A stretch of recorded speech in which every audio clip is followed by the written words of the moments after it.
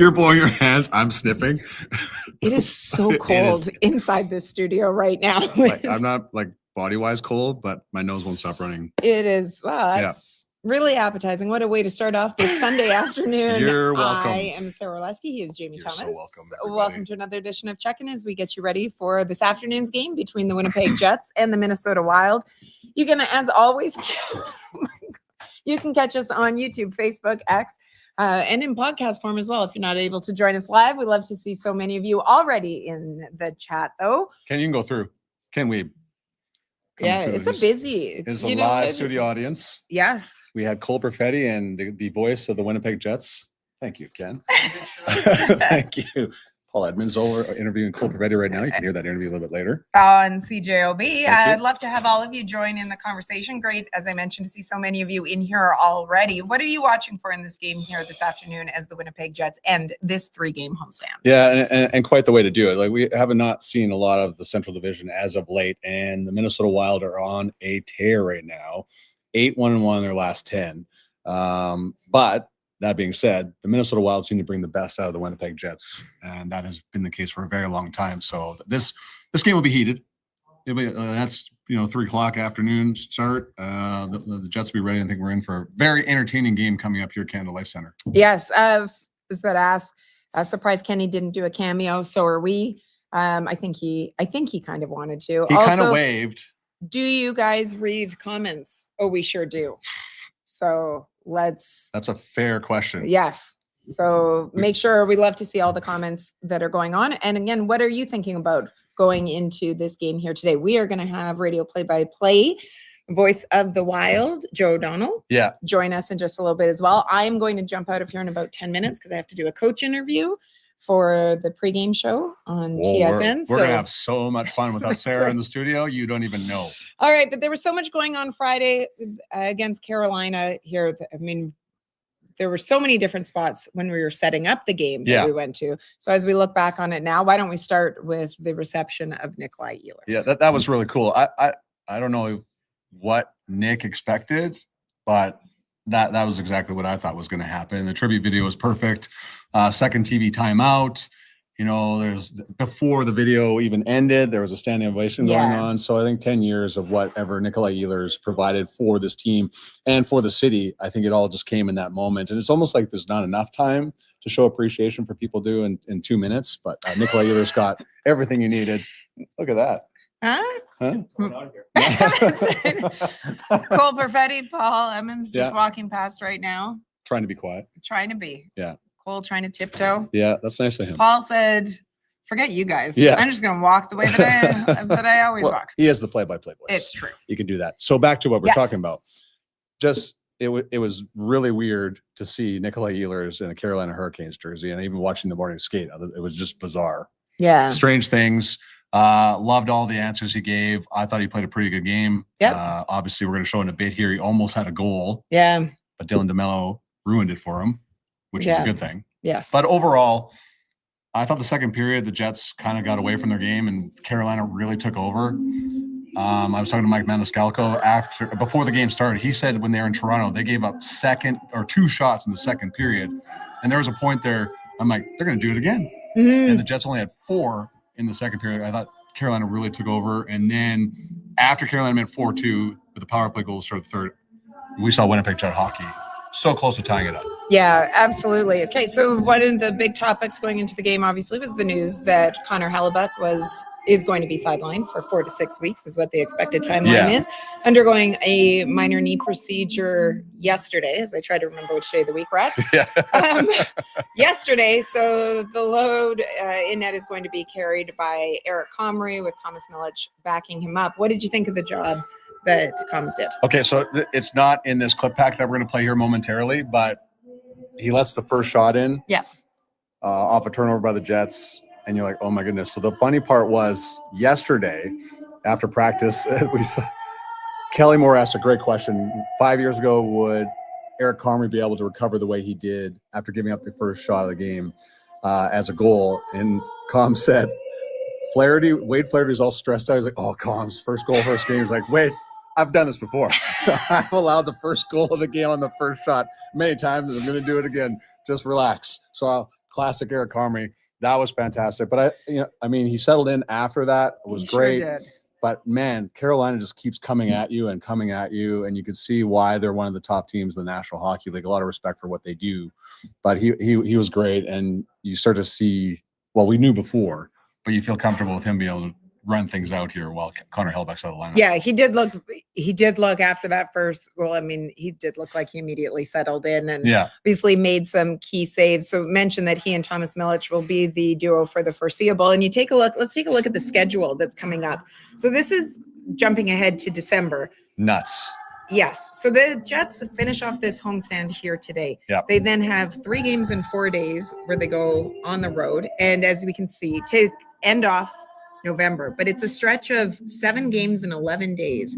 And you just look at that first half of December, and as you're trying to get up to the holiday break, about how you're going to need both goaltenders. And I think that to me it's not just about the opponents, it's about the recovery time with going in between. This is where we haven't seen it. You and I were talking about this before, that even though we've all discussed the compressed schedule to this point, that I think that because it's early in the season, they've been able to manage it fine. This is when you're starting to get into the heart of the every other day you're playing games. Yeah, and like Dean Chanel talked about this, actually, who you're talking to a little bit here momentarily, about the fact with the compressed schedule and managing the players' time on ice, there's not as much practice time.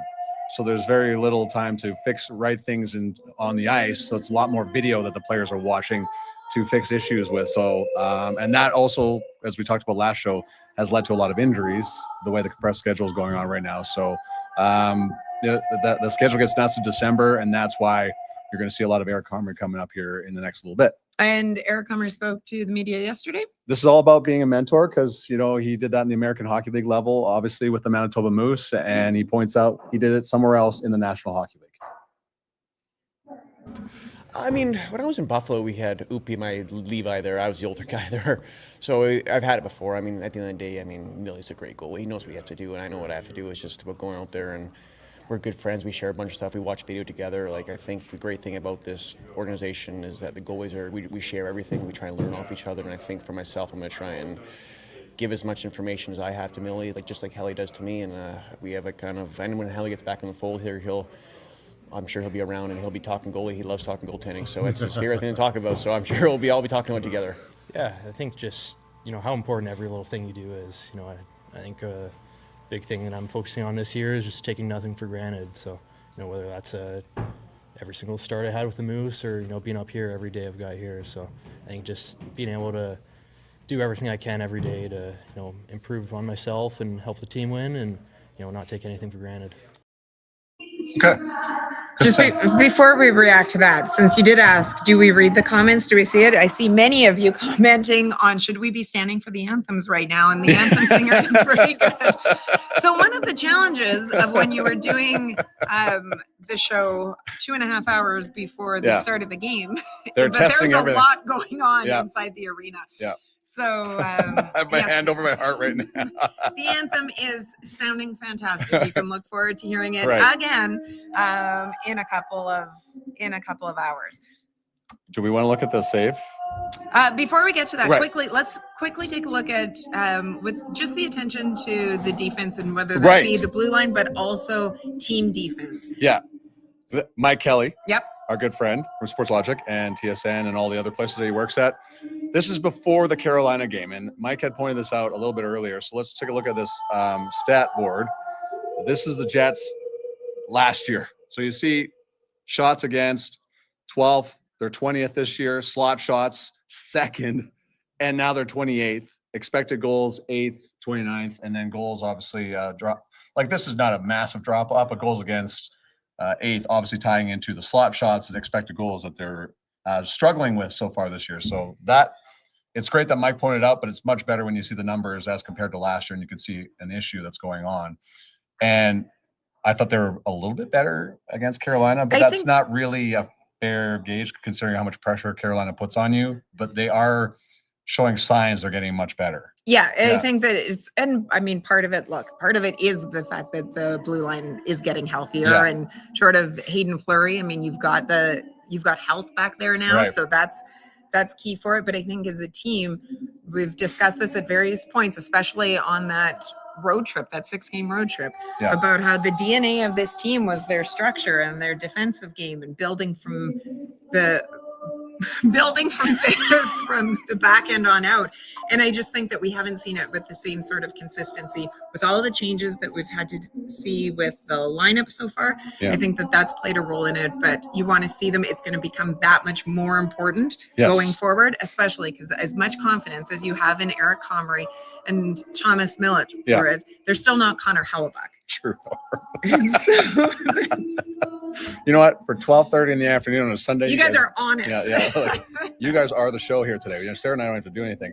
It is 12:41. You got to go. I am going to. Okay. So, but do you want to? So, do you want to roll the goal? Comrie save and the right? Okay. Just very quickly, also. So, I am just going to throw this out there. How long are you leaving for? Since I don't know, about 4 minutes. Depends how quickly Dean Schnauf comes out and speaks to me. But you ask if we read the comments. We do read the comments. Yeah. So keep him honest because I'm going to come back. Right. And feel free to throw him under the bus. Right. Let me know what he says. Okay. So as Sarah leaves, we're going to do this very important interview for the TSN broadcast, which will be coming up at. You got a pregame show? Yes, we do. Okay, that'll be at 2:30 on TSN 3, obviously. As Sarah leaves, we were talking about this a little bit earlier. So Eric Comrie comes in, allows the first shot, and then in the first period, I know you guys, if you were watching, you recall there's a little bit of a turnover in the Jets' end. Ehlers looked like he had his first goal against his former team in that first period, but Dylan DeMelo saves the day. Have a look. Cut away from a check, up to 28 points, but can't get it out that time. Or that time. Ehlers turns. Oh, and he sent that throw. That's stopped by DeMelo. That was headed for the net, and he volleyed that away.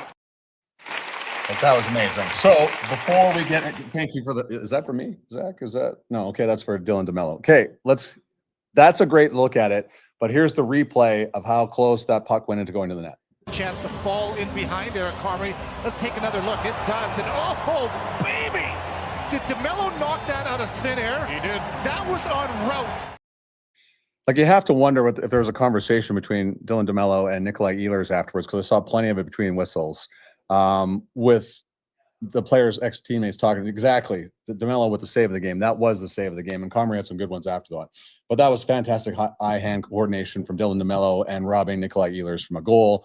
Ehlers, of course, got an assist on the power play goal in the third period for the Carolina Hurricanes. So Sarah's not here. I would drag her underneath the mud, but recently I wrote an article about the goaltending mask from Eric Comrie and, of course, Connor Hellebuyck. And I spoke with both our artists, and they were just tremendous with the information they were giving out. But Eric Comrie's mask, and can you just put up the video, the graphic see, there it is.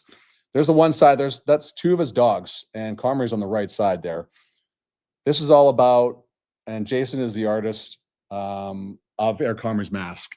And he said he got inspired by something that Sarah did last year. Let's roll that video. And this year was actually pretty cool in that it was a little bit more personable to him, with his kids being involved and his dogs. And I think that was a credit to actually your guys' behind the scenes footage. Right. When Eric had your crew's cameras come in to his house, you know, you got a glimpse of the chaos at the Comrie house. Yeah. So I kind of like that kind of stirred the brain and got the creative juices flowing, and just seeing like, how could we take those scenes and put it into his mask, which is that chaos of, you know, and also remembering what it's like to have two young kids running around the house. Yeah. And yeah, the chaos that just comes out of it. Right. So, and that the mask is chaotic, isn't it? Like, this is like you look at it and like there's so much going on to it. Yeah. So when he saw his kids and his dog being on there, what did you just tell him that idea, or was he part of that as well? Yeah. So I had come up with, like, I'd like to involve your kids and the dogs. And at first he was like, okay, well, I'll try to get you photos of the kids. And I was like, well, I wanted to kind of feel more like Pixar, almost like Incredibles, like the film, like that type of look, versus a lot of people get their kids like photorealistic on their helmets, which I've done in the past. Okay, so if you want to check that out, just go to winnipegjets.com. It's just inside the masks. Also, I talked with Steve Nash, who's not the actual, basketball Hall of Famer Steve Nash, but the artist from Eye Candy Air who did Connor Hellebuyck's mask. And there's a lot of little details in it that you can't really see. But I don't know if you guys remember hologram cards where you like move it back and forth and you can kind of see the player on them. That is the top part of Connor Hellebuyck's mask. Like if you move it around or you look at it, there's different types of fish that pop up on it. So just incredible work by Jason and Steve on the masks of Eric Comrie and Connor Hellebuyck. So, and I feel bad because right when I wrote that article, the news comes out the next day that Connor Hellebuyck's out 4 to 6 weeks. But of course, we are in good hands with Eric Comrie. Josh Morrissey, listen, 7-game point streak right now. He is on a tear. I think there's no question that Josh Morrissey is going to be playing for Canada, the Olympics in Italy coming up in February. That announcement is going to be coming after January 1st. Just seems like a foregone conclusion. 7-game point streak. Let's take a look at his goal from the other night. He's just on fire right now. Jets are 6-4 at home. Carolina 7-3-1 on the road. Mark Scheifele, Josh Morrissey, shot scores!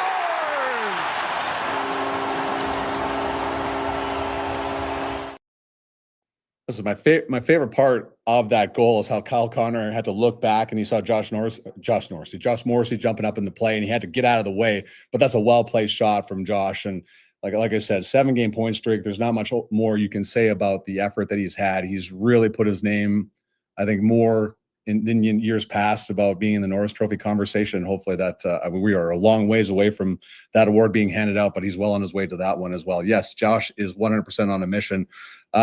So the opponent here tonight, earlier in the year, Minnesota Wild, like the Jets, went through a lot of injury situation. Of course, Kirill Kaprizov just adapting to having that brand new contract. He is a rich man.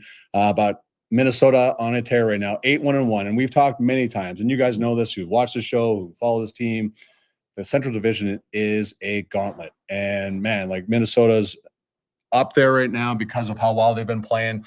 But if you look at the standings right now, outside of Colorado, and we talked to Dean Chenault about this yesterday, it's like parity is so crazy, especially in the Western Conference. From 2nd to 11th, there's 6 points separating everybody. So Dallas is 30 points, they're second. And I believe it's Utah and the Jets with 24. So it just goes to show you how crazy. There's a ton of 3-point games right now, and there's a ton of parity with what's going on right now. But every time Minnesota comes into this building, that seems to bring the best out of the Winnipeg Jets. And we don't have, like, the Jets will not have a morning skate, obviously, with the game being at 3.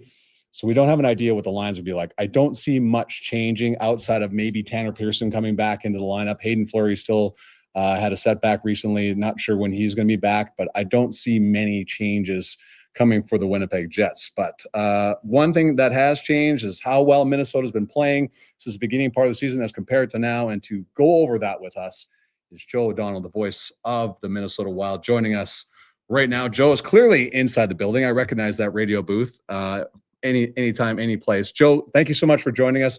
Sara should be along here momentarily to help along with the conversation. But what to you is the biggest difference between the Minnesota Wild right now as compared to, say, the first 5-6 games of the year? Thanks for having me on, Jamie. Of course. It's got to be the goaltending and the defense. 9 goals against the last 7 games, 8-1-1 record in November. Felt like early in the season things just went wrong, whether it's the overtime game against the Jets where the Wild probably felt they deserved a better fate. They turned one puck over to the back of their net. The penalty kill wasn't great to start the year. The goaltending was sort of average, below the standard that Philip Gustafson in particular had set for himself the last couple of years. So it just feels like things have tightened up defensively. Some of the veterans are playing better hockey with Sean Hines stress, like just getting to their identity, being more leader, the leadership group kind of driving play for this team. And I think when you're getting good goaltending, you're scoring first, which the Wild have done in 11 straight games now. That's a franchise record. They're playing with the lead a ton. And I think during the 7-game point streak where they're 6-0-1, Jamie, they've led for 66% of the game time. So when you're not chasing games, when you're getting good goaltending, when the special teams are solid, and your leaders are stepping up, this is why you can go on a bit of a run, which the Wild are on right now. Listen, Joe, the Jets have a lot of up-and-coming goaltenders right now, but almost the future of the Minnesota Wild is Jesper Wallstedt, right? And It's been the organization's been waiting patiently. I know it takes time. They have to spend their time in the American Hockey League. As great as Philip Gustafsson has been, and he's been great, can you speak to how great Wallstedt has been on top of that? Yeah, Jesper's been outstanding. The first start, he gave up 3 goals in the third period to LA. The Wild survived that. They were up 3-0 at the time, ended up winning in the shootout. Next start, wasn't exactly terrific from his standpoint. Didn't see a lot of shots. Another overtime loss in Philadelphia. And now lately, he's just been really good. He came within basically a period of setting the Wild shutout streak record. He had back-to-back shutouts at one point earlier this month. He just seems more comfortable. He's kind of Gustafsson-esque from his style of play, right? Not a lot of rebounds, not a lot of wasted movement. So Wallstedt right now has been a nice surprise. Look, his year last year in the American Hockey League was not good. He was banged up. He fought through some injuries, but he started the year in Minnesota. They tried the whole 3-goalie thing. Fleury and Gustafsson were playing so well. There was no ice. There was no net for Wallstedt. He went down, didn't have a great year. But he came back more determined. He's a stronger person, I feel like, emotionally and character-wise, from what I've gathered from last year going through that hardship. Right now he's having a lot of success. So to have 2 good goaltenders is a great problem to have for the Wild. And right now both guys are playing really well. Well, Sarah's joining us now, and Sarah, we've asked Joe already about the tear that they're on. They've been much different. Hi, Sarah. As you know, the Minnesota Wild's defense has been unbelievable, and we just talked about the goaltending. Do you have anything else you'd like to ask? How about Matt Boldy and what he's been like so far this season? He's as streaky as it gets. 8 goals his last 8 games. There was a stretch right before that where he went 5 or 6 with maybe just an assist, and you're like, here, is he kind of going in one of those streaks again in the wrong direction? But boy, he is. He's just an impactful player. And when I talk to coaches and staff members and the Wild players about him, like a lot of them say they don't think that. They don't even know what Boldy's ceiling is. Like, that's how good he could possibly be. And I don't think, as a young kid, Matt Boldy's even recognized that at times. But the one thing that's interesting about Boldy is the international experience he gained in the World Championships a couple years ago, the Four Nations face-off, and we all expect Team USA with the Olympics, really helped him. John Hines has said that several times. Like, it gave him the confidence to know that he's one of the best players, especially for his country and the world, and to play on the, on their brightest lights and have great success. Really propelled him to kind of take the next step in his career. Last year in the playoffs, he was excellent. This year, he's been phenomenal. Again, you might get 4 or 5 games where he doesn't score, and you go, here we go. But he's always getting shots. He's near the top 10 in the league in shots the last couple of years, and he's one of those guys that protects the puck well, has confidence to go to the net. He's got a great release, obviously a big part of the power play. And the line right now with Eriksson, Johansson, and Boldy kind of being used in a shutdown role. Like they went up against Celebrini. They went up against Leo Carlsson when the Ducks were in town. Played against Crosby the other night in Pittsburgh. And not only are they doing a great job limiting those opponents, they're still cashing in at the offensive end. Joe, like we just talked about this momentarily about the parity that's in the league now, and in particular in the Western Conference. As John Hines kind of talked about, how much pressure is on every single night, considering there's only 6 points separating second place in the West between 10th and 11th as well. I know. I've been looking at it like this for a couple of weeks, guys. Like to me, I think 90 points might get you in the West, where last year it was 96, and years past it's 94 to 97, it seems like. But I think that this year, because of Chicago, San Jose, Anaheim, that used to be kind of gimme game, it's not the case anymore. You gotta love when they test the PA system. I would yell at them to stop, but I don't think they'll hear me. Joe, listen, man, appreciate it, and I appreciate you joining us. Great stuff as always, and look forward to this game this afternoon. I think it'll be real fun. Yeah, I do. I agree. I think it's going to be a great hockey game. Both teams need the points because of how tight things are. I look at the first period tonight. Winnipeg hasn't given up much in the first, near the top of the league in first period goals against. And the Wild have been outscoring their opponents 8-1 the last 7 games in the first period. So I'll get out of here because that's going to keep going. Thanks for having me on, guys. Thanks so much, Joe. We appreciate it. Sorry, Joe. We'll tell him next time to shut up when you come on the show. See you later. See you guys. Joe O'Donnell. the amount of focus you have to have when that's going on. 100%. How was Dean? And for it, he was great. Yeah. Yeah. It was good. We missed you. Well, I did a quick scroll through here and nobody seemed to tell you out. So see, yeah. That's because you told them that you're like, if you would have never said anything, I would have like been gone off for it. But yes. you've actually been very nice today. You set up the studio, been very complimentary of my jersey and stuff like that. So, yes. Have we talked about the jersey yet? No, we have not. Okay. Well, why don't we? Thank you, Tracy. Yes. For it. Yeah. How do I get one?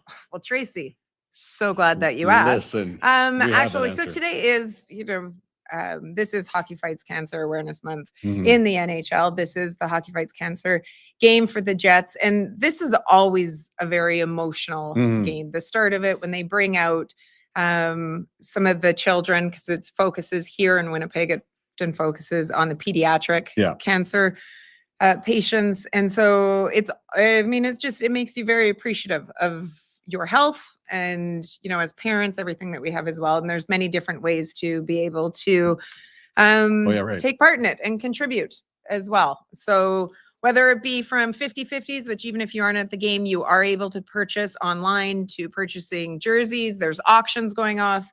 There's a bunch of different merchandise, and you can go to winnipegjets.com/HFC for links to everything. And the True North shop really also has it. Yeah. Really nice jerseys as always. So this is a little bit embarrassing as always.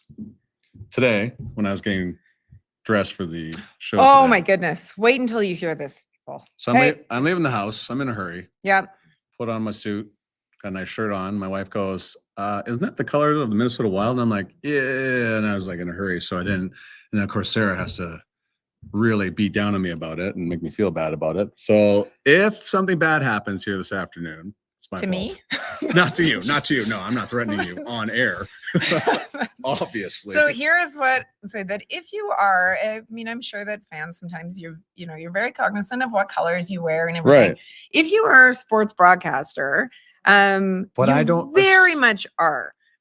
And so but you were. So when I covered CFL, and I do it for NHL broadcast too, but especially for CFL, you don't wear green for it. You always make sure that you don't wear whatever two teams you're covering. You don't wear that, but anyways, go their ahead. Color. Everyone's heard of that, actually. Yeah. Not the broadcasting school I went to, but go ahead. But Jamie walks in, and it's not light green. It's not. We're talking. But they're wearing their dark, the Wild are wearing their green. white could not. He walks in, and I said, "Are you an employee of the Minnesota Wild? Who wears a shirt this dark?" And what did you also say? What did you say? I'll throw you under the bus. What did I say again? Said, well, I forget. I blacked out. To be honest, when I was getting dressed, he's like, I didn't remember that they were playing Minnesota. Yeah, I didn't remember they're playing Minnesota. Just went into autopilot. I also didn't remember it was a Hockey Fights Cancer game, so that's why I come here. I walk in, I'm like, oh, Sarah, you're wearing purple. Oh, right. Hockey Fights Cancer. And I'm the guy that writes the previews. So that's even worse, because I wrote Wild at Jets this morning at 7:00. For it. It's anyways. That's why we have a schedule. That's right. Speaking of facing the Wild, should we not run the clip from Dean Chanel? What do you think? Let's do it. I didn't know what you'd run and what you hadn't. So, so go ahead, Dean Chanel. Absolutely. I mean, there's no easy nights in the NHL. I mean, we got a little bit of a lesson last night with Carolina, who I'm very, very familiar with. And, they play a hard game. They play a fast game. They play an in-your-face pressure style. And we took a little while to adjust to that. And, it's a bit of a copycat league, too. When you do your pre-scouts and you're watching other teams, you're trying to pick apart the other team of where we can benefit from. And teams are doing that to us. So I won't be surprised about them coming out extremely hard. And obviously it's a division game that we need. Your comments are the best today. Like, listen. I mean, don't get me. No. Go straight down. I'm just going to say that although often we love to see the chat going on and everybody you like to give credit going back and forth. It's fantastic. Today, though, the comments have been chef's kiss. So, it's been great. Kenny's water bottle. Jamie King dress. Christmas tree. More or less. Suffering from dementia. Yeah, that's fair. For it. This one. No one wants to see this. Nope. No. We do not, Stephen. Nope. Okay. Also, back to Kenny's water ball. Jamie wouldn't threaten Sarah on air. On air. Yeah. That's right. Wait till the show's over. That's pretty much. So you guys are on fire. Appreciate Okay. you. So I think with the Wild, so Oops. I'm sure that throughout that conversation, but what you had discussed about with Joe is just the tremendous turnaround that we have seen throughout there. Did you go over any of, because he talked, I'm sure, about how it was the worst October in like he franchise said, history. a lot of bad things happened about that month, but I think it was more of which I don't blame him, about all the great things that are happening there. Right, not giving of course. up a lot. They've scored first goal in 11 consecutive games. For it, which they is a have not franchise record. trailed. They haven't trailed in regulation in 7 consecutive games right now. Franchise record 420 minutes. But this is how stark the difference has been. In October, they were 30th in the league in goals against, allowing around 3.92 this game. November, they're first, 1.7.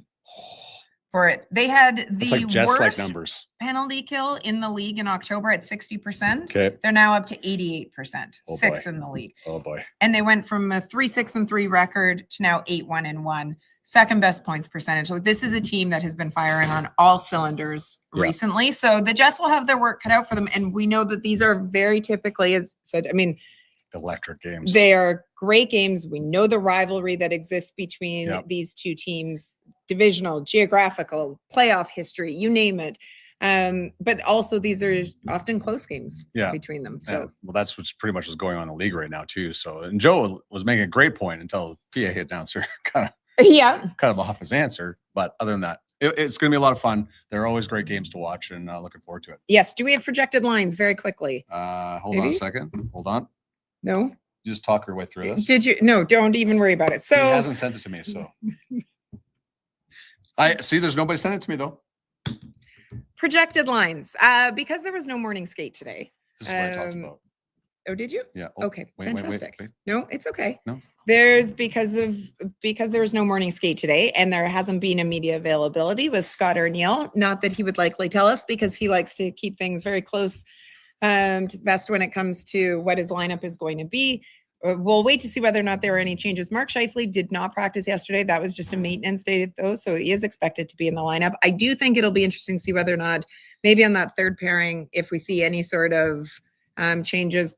At some point, Colin Miller's got to get into the game. This is going to be another fast game, similar to Carolina. So maybe does he come in?